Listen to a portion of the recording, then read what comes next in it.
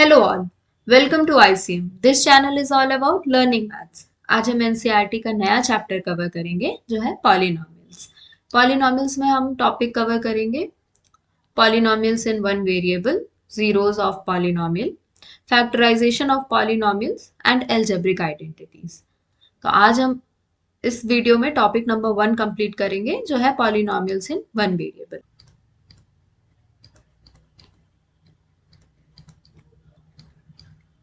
अब कांस्टेंट क्या होती है?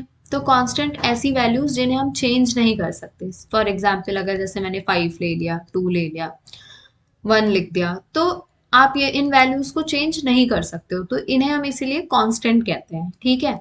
और एक और टर्म होती है वेरिएबल। अब वेरिएबल्स क्या होते हैं? वेरिएबल्स को हम जनरली डिनोट करते हैं एक्स वाई जेड, या फिर आप ए बी सी से भी कर सकते हो, आपकी मर्जी। तो ऐसी वैल्यूज जिनकी वैल्यू हम चेंज कर सकते हैं, मतलब एक्स की वैल्यू को अभी मैंने अगर 5 असाइन कर रखा है, तो क्या होगा कि नेक्स्ट क्वेश्चन में मैं एक्स की वैल्यू 1 ले सकती हूँ। तो ये मेरी एक्स की वैल्यू कोई फिक्स्ड वैल्यू नहीं है, ये चेंज हो रही है, इसलिए हम ऐसे वेरिएबल बोलते हो। ठीक है। पॉलिनॉमियल्स की तरफ बढ़ते हैं।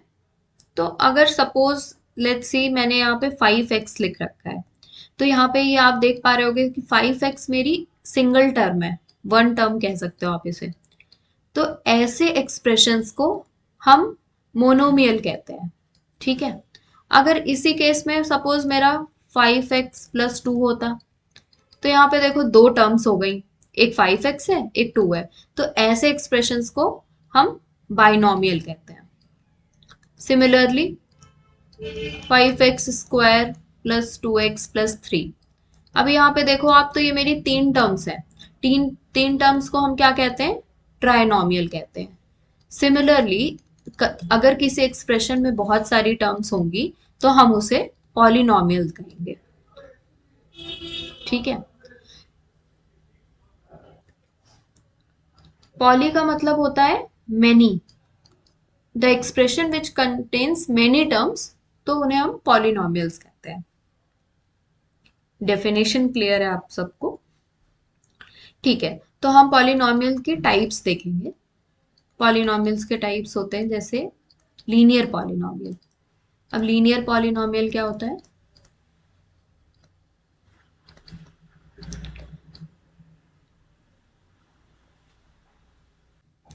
सपोज अगर मैं यहाँ पे लिख दूं ax+b = 0, तो आप इसे लीनियर किस बेसिस में बोलोगे?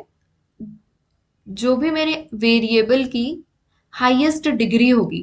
तो यहाँ पे x क्या है? वेरिएबल है, और x की डिग्री क्या है? 1 है। तो इसलिए मैंने इसे लीनियर पॉलिनोमियल बोला। ठीक है। सिमिलरली अगर ऐसे ही मेरे पास होता कोई 2 डिग्री का टर्म, तो हम उसे क्या बोलते हैं? Quadratic polynomial.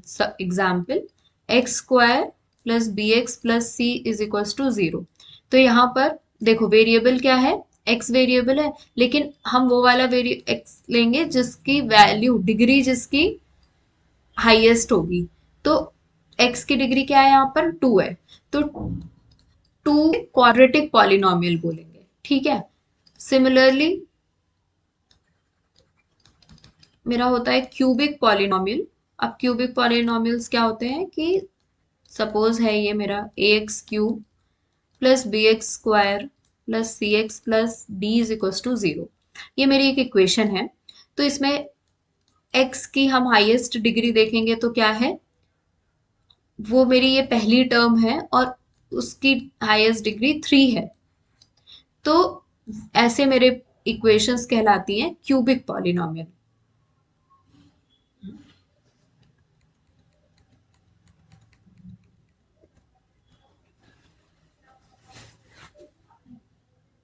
तो इसमें x वेरिएबल की हाईएस्ट डिग्री क्या है? 3 है। तो अब इन इससे रिलेटेड हम कुछ क्वेश्चन सॉल्व करेंगे।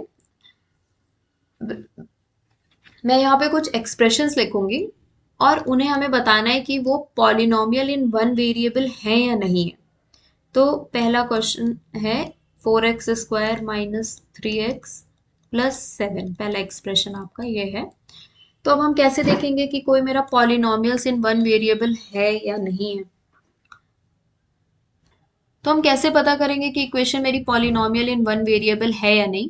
तो इसको चेक करने के दो तरीके होते हैं। हम सबसे पहले चेक करेंगे कि मेरे नंबर ऑफ वेरिएबल्स कितने हैं इक्वेशन में, और दूसरा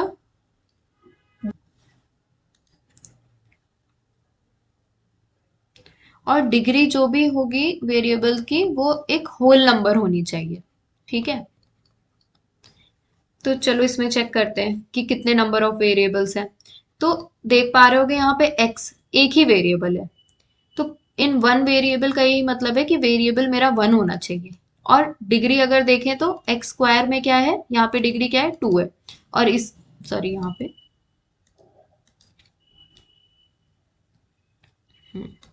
एक्स स्क्वायर यहाँ पर अगर डिग्री देखें तो क्या है, टू है। और -3x पे डिग्री क्या है, वन है। तो ये मेरी होल नंबर है, होल नंबर पे इंक्लूड हो रही है। तो इसलिए yes, this is my polynomial in one variable. ठीक है, ऐसे एक सेकेंड एग्जाम्पल लेते हैं, Y square plus root two.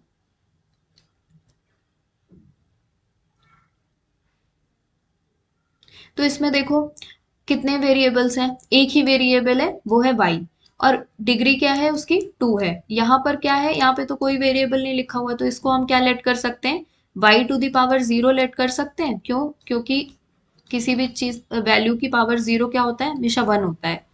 तो y to the power zero is one. तो इस पे डिग्री क्या है, जीरो है, तो zero is my whole number. तो टू और जीरो क्या है, ये मेरे होल नंबर है। तो यस, डिग्री क्या है, होल नंबर पे। तो yes, this is also my polynomial in one variable. ठीक है, एक थर्ड नेक्स्ट एग्जाम्पल लेते हैं। नेक्स्ट एग्जाम्पल है 3√t plus T root two. ठीक है, तो इस क्वेश्चन में भी वही चेक करेंगे। सबसे पहले नंबर ऑफ वेरिएबल्स, तो कितने नंबर ऑफ वेरिएबल्स हैं, टी है सिर्फ एक, तो एक ही वेरिएबल है। चलो ये तो ठीक है, लेकिन यहाँ पर टी वेरिएबल की मेरी डिग्री क्या है, तो इसको हम क्या लिख सकते हैं, रूट को 1/2 लिख सकते हैं पावर। तो एक की पावर 1/2 है और इसकी पावर क्या है, तो 1/2 मेरा तो फ्रैक्शन में हो गया, ये तो होल नंबर मेरा है नहीं। तो this is not polynomial in one variable. अच्छा, कुछ और एग्जाम्पल्स देखते हैं। For example y plus 2/y।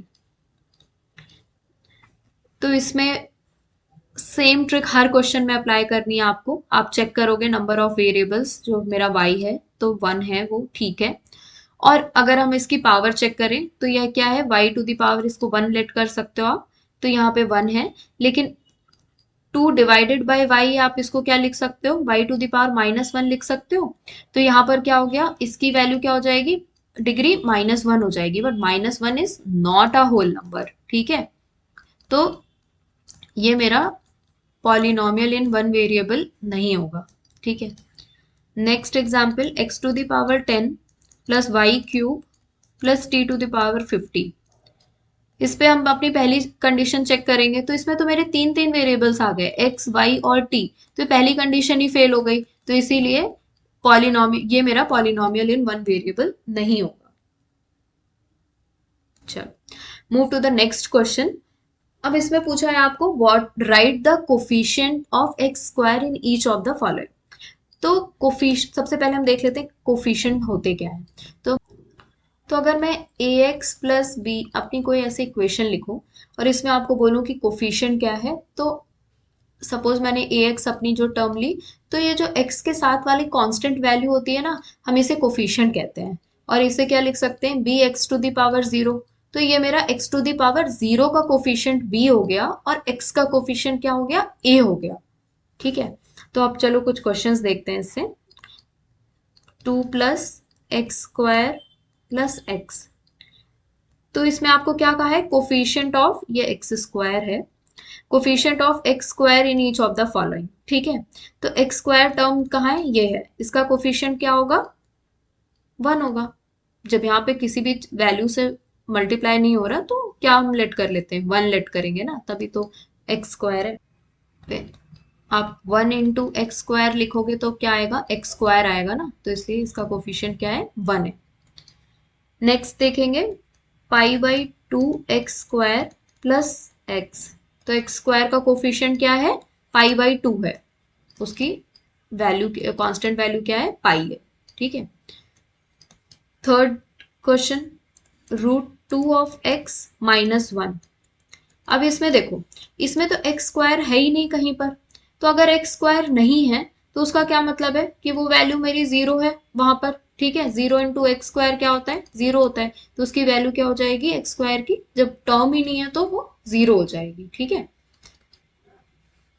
Okay, next type का क्वेश्चन देखेंगे। Right the degree of the following polynomials. अभी डिग्री की तो मैंने स्टार्टिंग में ही बात करी थी और आप सबको एक्सप्लेन भी किया था कि डिग्री क्या होती है। तो जो हाईएस्ट वैल्यू होती है एक्सप्रेशन में,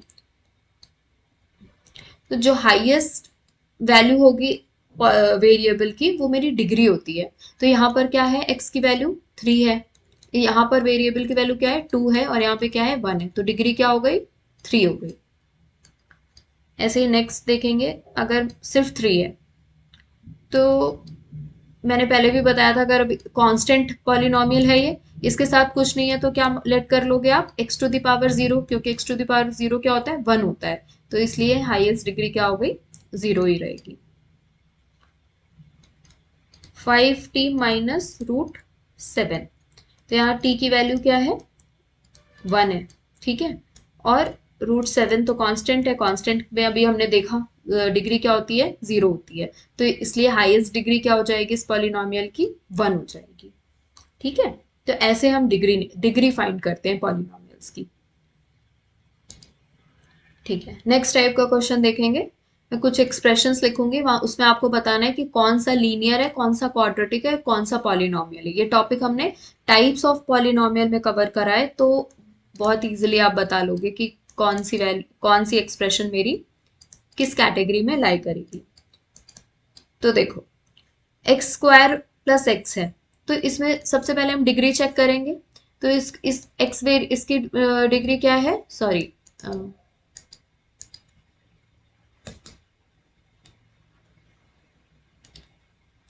तो इसकी डिग्री क्या है? 2 है, और इसकी 1 है। तो ये कैसा हो गया? मेरी हाईएस्ट डिग्री 2 है, तो ये क्या हो जाएगा? क्वाड्रेटिक पॉलिनोमियल हो जाएगा। ठीक है। Next question, r²। आर भी क्या है? मेरा वेरिएबल है। इस वेरिएबल की डिग्री क्या है? 2 है, और तो कोई वैल्यू है नहीं कि और मैं अपनी डिग्री चेक करूं कहीं पर। तो इसलिए ये भी मेरा क्वाड्रेटिक हो जाएगा।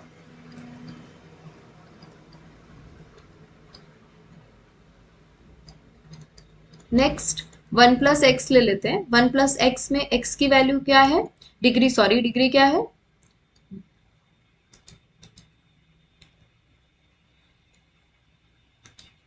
नेक्स्ट वैल्यू हम क्या लेते हैं? 1 + x। 1 + x में मेरी वेरिएबल की हाईएस्ट डिग्री देखें तो क्या है? 1 है। तो 1 है तो it means this is linear polynomial. x - x³ तो x, इसमें x की हाईएस्ट डिग्री क्या है? 1 है। और नहीं,